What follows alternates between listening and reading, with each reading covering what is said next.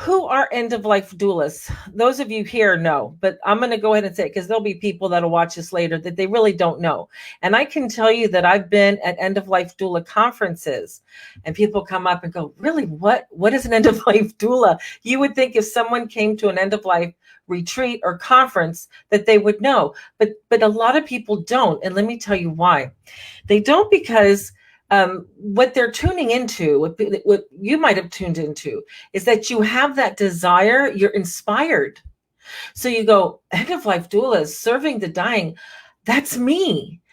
But you're not quite sure what they actually do or who they are, or it's appropriate for you to be called one, all of that kind of thing. Let's get started with just the basics. In the United States, there's an organization that I helped found called the National End-of-Life Doula Alliance. And the purpose of that is to do this definition, to have a common thing around what we're doing and who we are so that other people can know they can go to one place and see, oh, end-of-life doulas are this, and this is what they do. So NEDA-alliance.org, NEDA alliance.org. End-of-life doula definition. End-of-life doulas, I'm going to read it verbatim, and you'll see how general it is, and you can see where you can fit in.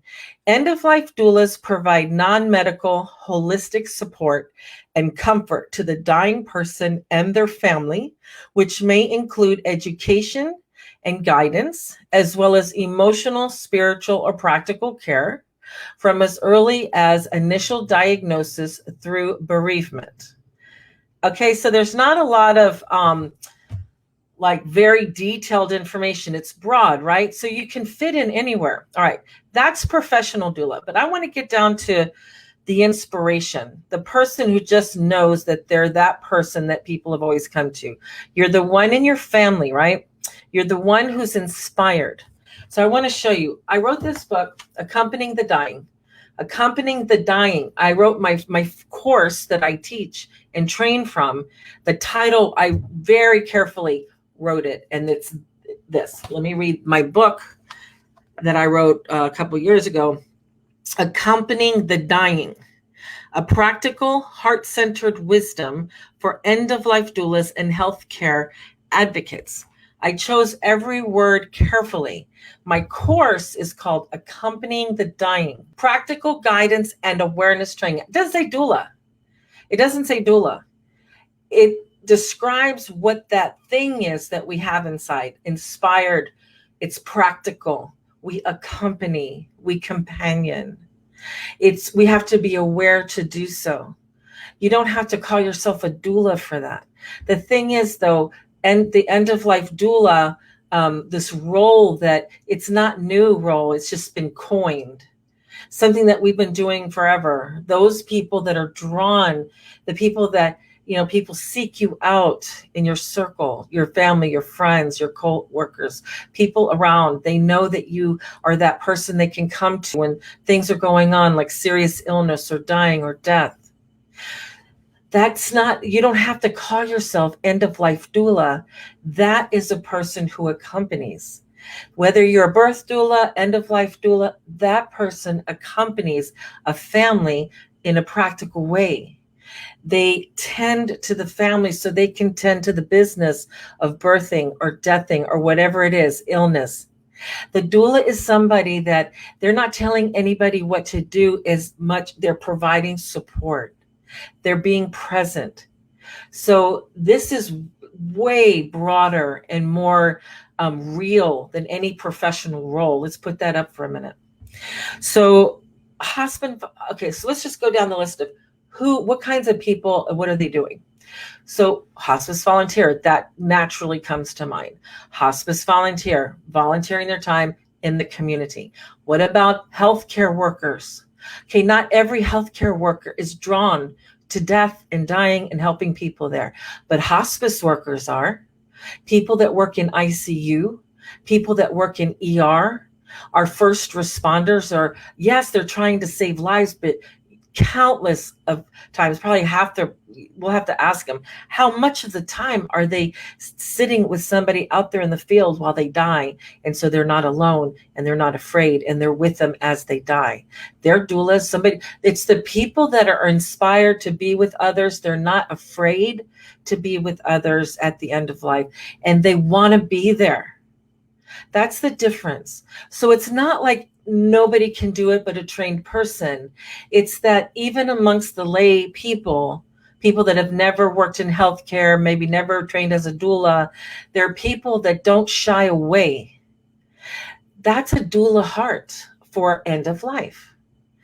So when I say, are you one? I didn't say that just to get you here. You might actually have that heart, but you don't want to be a professional doula. You just have that heart, and many people are intrigued with how to do that better, how to do that well. They seem to be natural at it, and they know they're natural at it, and they love to be with their friends and family. It is deeply soul satisfying.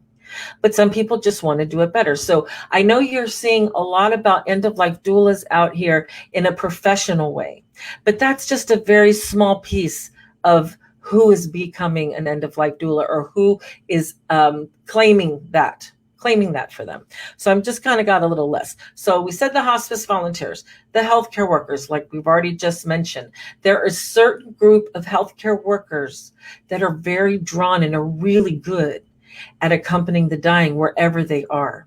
There's a much larger group that's not. They don't want to deal with that. That's not where they're drawn. They have their brilliance in other places, and they're not too comfortable with death and dying. So those wouldn't be in end-of-life doulas. Not even all hospice workers have that doula heart. Now, most do. I would say 90% do. And some other people, like any other thing, it's just a job. So they wouldn't be, even though they're in hospice. So we can't romanticize this either. Not everybody in this field, and this field are naturals or want to. Another group of people that have this inspired heart to serve the dying are holistic practitioners.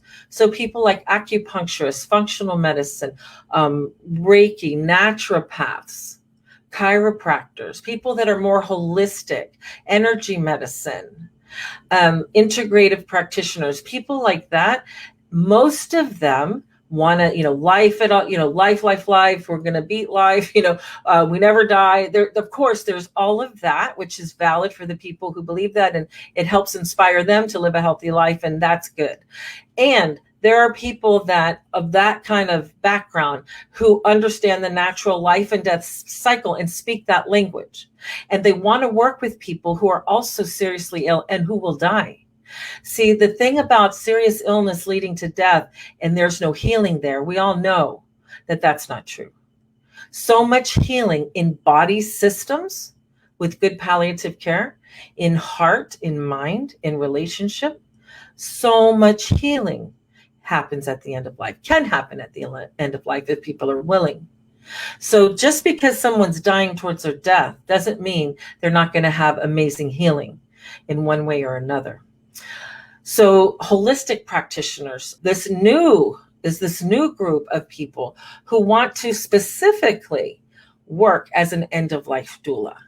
You see, we need people who are inspired to serve at the end of life, no matter where they are.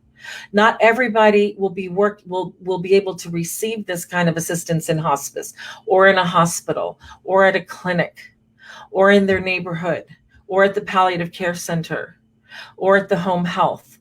Like, we're still breaking into those areas where people are going, oh my goodness, what is this end of life doula? I think we're going to consider bringing them into where we work. Not everybody has a hospice nurse with a doula heart in their family. Not everybody has a person in their circle who knows what to do. The more people that come into this movement, this grassroots swell, just like hospice started as a grassroots movement, a swell of volunteers, people wanting to give this.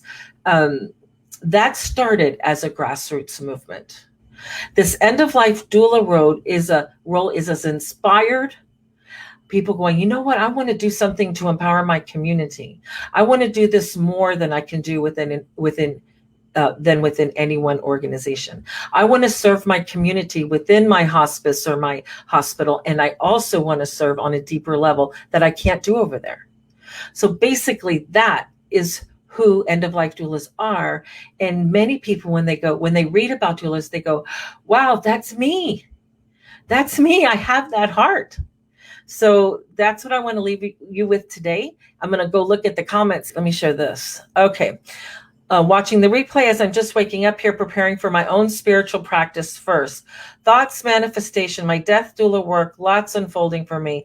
Love to catch up, chat when you're free. So this is one of the things, key to a doula practice is self-care first. See, we need to, it's not just, oh, I need my bubble bath. Oh, I'm going to do my meditation this morning.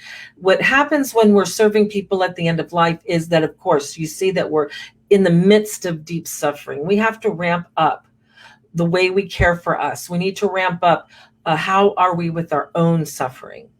We have to get more conscious about how are we with other people's suffering.